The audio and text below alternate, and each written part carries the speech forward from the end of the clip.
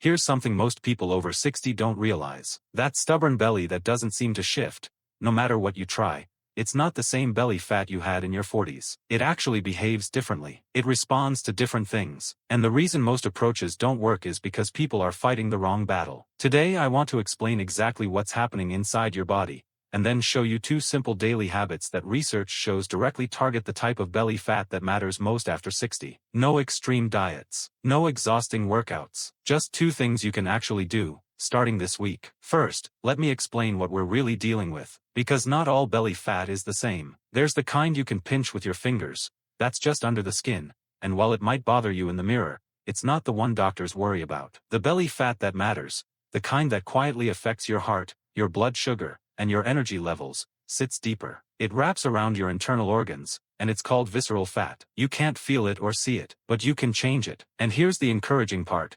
Visceral fat is actually more responsive to lifestyle changes than the kind you can pinch. Your body is willing to let it go, if you give it the right signals. Why belly fat after 60 is different. After 60, your body handles fat storage differently than it did in your 30s or 40s. A few things are happening. Your metabolism naturally slows down a little. Hormonal changes, whether you're a man or a woman, shift where your body tends to store extra energy. And muscle mass, which is your body's best natural calorie-burning tool, gradually declines if you're not actively working to keep it. The result? Even people who haven't changed what they eat or how much they move can find their waistline slowly expanding. This isn't a failure. It's biology. But biology can be worked with. And 2 things in particular have strong scientific support for specifically targeting this deeper, organ-surrounding fat, especially in people over 60. Daily habit 1. Color on your plate. Every single day. The first habit sounds almost too simple, but the research behind it is genuinely impressive. Colorful vegetables and fruits, the oranges, reds, deep greens, and yellows, contain natural plant compounds called carotenoids. These are what give carrots their orange color, tomatoes their red, and spinach its rich dark green. But they do something quite remarkable inside your body. Carotenoids are powerful antioxidants,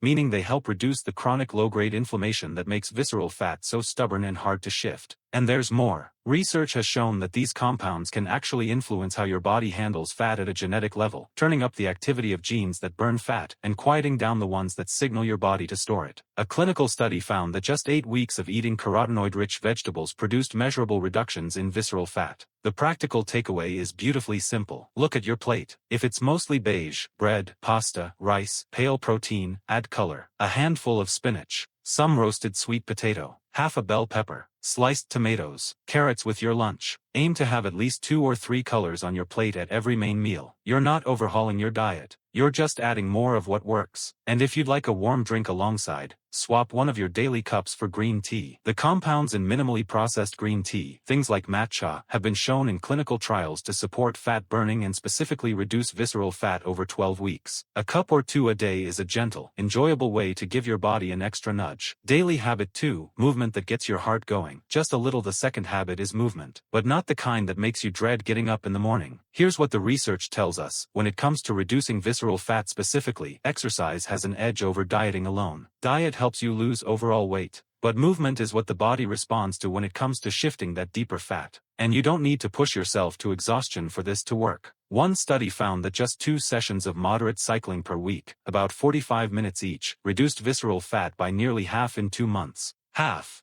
And this wasn't elite-level training. It was the kind of effort where you can still talk, but you feel a little breathless. A gentle but honest effort. The best way to know if you're in that zone, without any gadgets or heart rate monitors, is what researchers call the talk test. If you can comfortably chat away in full sentences without any breathlessness, you can push just a little more. If you can barely get 2 words out, ease off slightly. The sweet spot is somewhere in between. You could hold a conversation, but it takes a little effort. And the wonderful thing is, the type of movement is up to you. Brisk walking, cycling, dancing, swimming, a gentle aerobics class, whatever you enjoy and will actually do consistently will always outperform the perfect exercise you hate and avoid. Consistency is what changes the body. Aim for most days of the week, even just 20 to 30 minutes. Your body will respond. One more thing worth saying, don't rely on the scales to measure your progress. Research has shown that visceral fat can reduce significantly, improving your health in real, measurable ways, while the number on the scale barely moves. That's because you may be building muscle at the same time.